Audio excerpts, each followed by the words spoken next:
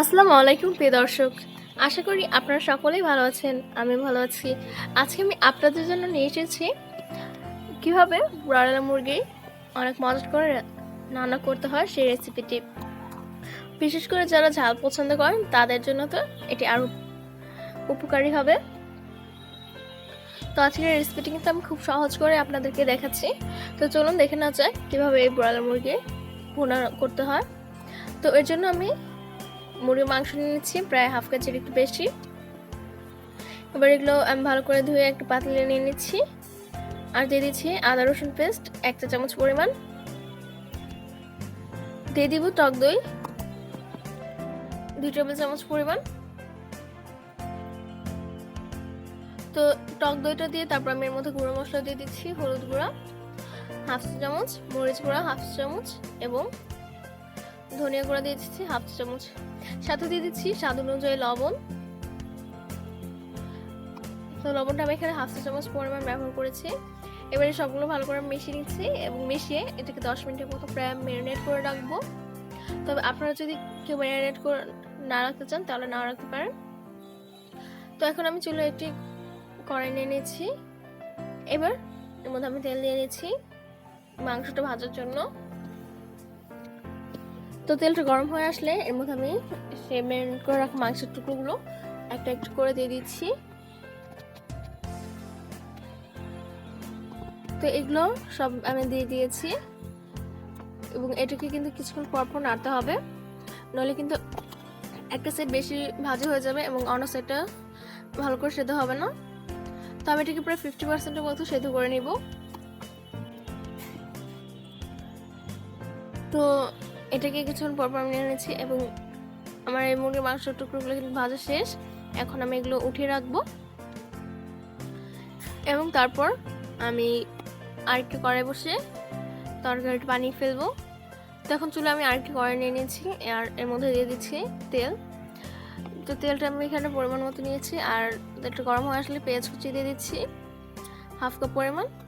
এবার এই পেঁয়াজ কুচিটা ব্রাউন কালার হয়ে আসলে এর মধ্যে আমি কিছু গুঁড়ো মশলা দিয়ে দিব। তার মধ্যে রয়েছে দারচিনি, তেজপাতা, গোলমরিচ, লবঙ্গ, জয়ত্রী এবং এলাচ। তো এখানে আমি দারচিনি 3-4টি টুকরো নিয়েছি, লবঙ্গ নিয়েছি 5-6টি, গোলমরিচও 5-6টি নিয়েছি আর এলাচ নিয়েছি 3-4টা, জয়ত্রী নিয়েছি হাফ চা চামচের কম। এবার এগুলো আমি ভালো করে একবার মিশিয়ে নিচ্ছি। তো আমার এগুলো কিন্তু ভাজা হয়ে গিয়েছে, আপনারা দেখতে পাচ্ছেন যে পেঁয়াজ কুচিটা ব্রাউন কালার হয়ে এসেছে। তো এ পর্যায়ে আমি এর মধ্যে দিয়ে দিব পেঁয়াজ ভাজা হাফ কাপ পরিমাণ আর সাথে দিয়ে দিচ্ছি আদা রসুন পেস্ট 2 টেবিল চামচ পরিমাণ। তো এগুলো দিয়ে তারপর আমি এটাকে একবার ভালো করে নেড়ে নিচ্ছি এবং এটাকে ভালো করে ভেজে নিতে হবে, নইলে পেঁয়াজ এবং আদা রসুন বাটা যে কাঁচা গন্ধটা সেটা থেকে যেতে পারে। তো এটা একদম ভালো করে নেড়ে এবং ভেজে নিয়েছি। তো কিছুক্ষণ পরে এর মধ্যে আমি গুঁড়ো মশলা দিয়ে দিচ্ছি। তার মধ্যে রয়েছে হলুদ গুঁড়া হাফ টেবিল চামচ, ধনিয়া গুঁড়া হাফ টেবিল চামচ এবং মরিচ গুঁড়া 1 টেবিল চামচ পরিমাণ। এবার এগুলো দিয়ে তারপর আমি আবার একবার ভালো করে এগুলো মিশিয়ে নিচ্ছি এবং এ পর্যায়ে আমি সামান্য পরিমাণ পানি দিয়ে দিচ্ছি যেন মশলাগুলো পুড়ে না যায়। তো পানিটা দিয়ে তারপর আমি এটাকে ভালো করে একবার মিশিয়ে নিচ্ছি আর মিশাটা হয়ে গেলে তারপর আমি এটাকে ঢাকনা দিয়ে ঢেকে রাখবো। তো তেলটা উঠে আসলে আমি ঢাকনাটা সরিয়ে নিব এবং এর মধ্যে আলুগুলো দিয়ে দিব, যে আলুগুলো আমি ভেজে রেখেছি। এগুলো কিন্তু খুব বেশি ভাজতে হবে না, প্রায় 40% সেদ্ধ হয়ে আসলে আপনারা এগুলো ভাজা শেষ করে উঠিয়ে নিতে পারেন। তো এই আলুগুলো দেওয়ার পর আমি এটাকে ভালো করে নিয়ে নিচ্ছি আর দিয়ে দিচ্ছি টক দই 2 টেবিল চামচ পরিমাণ।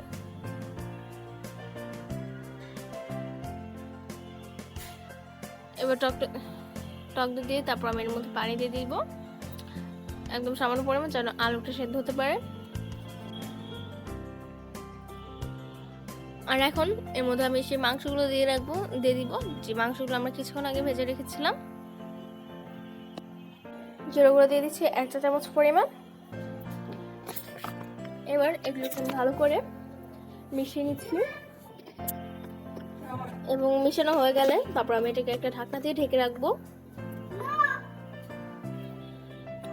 তো এটাকে আমি কিছুক্ষণ পর পর ঢাকনাটা খুলে নেড়ে নেব। তো এখন আমি একবার ঢাকনাটা খুলে নেড়ে নিচ্ছি এবং কিছুক্ষণ পরে আমি আবারও ঢাকনাটা দিয়ে দিব। তো এখন আমি ঢাকনাটা খুলে নিয়েছি আর এটাকে আমি ভালো করে একবার নেড়ে নিচ্ছি। আর এরপর আমি এর মধ্যে পানি দিয়ে দিচ্ছি প্রায় 2 কাপ পরিমাণ। তো পানিটা দিয়ে তারপর আমি এটাকে ভালো করে একবার মিশিয়ে নিব এই পানিটার সাথে।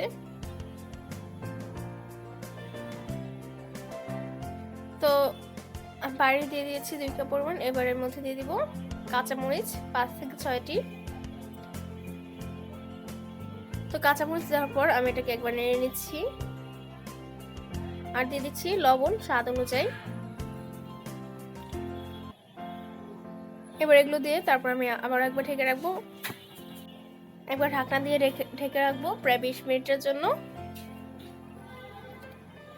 তো 20 মিনিট পরে দেখুন পানিটা কিন্তু প্রায় শুকিয়ে এসেছে। তো এখন আমি এরপর দিয়ে দিচ্ছি গরম মশলা 1 চা চামচ পরিমাণ। এবার গরম মশলাটা দিয়ে তারপর আমি এটাকে ভালো করে মিশিয়ে আবারও ঢেকে রাখবো প্রায় 5 থেকে 6 মিনিটের মতো। তারপর আমি এটাকে ঢেকে রাখছি। তো দেখুন আমাদের তরকারিটা কিন্তু তৈরি। এখন আমি ঢাকনাটা খুলে আপনাদেরকে একবার দেখিয়ে দিচ্ছি। তো এটা বানানো কিন্তু খুবই সহজ, তা আপনারা দেখতেই পাচ্ছেন। তো এখন আমি এটাকে ঠান্ডা করে পরিবেশন করে নেব।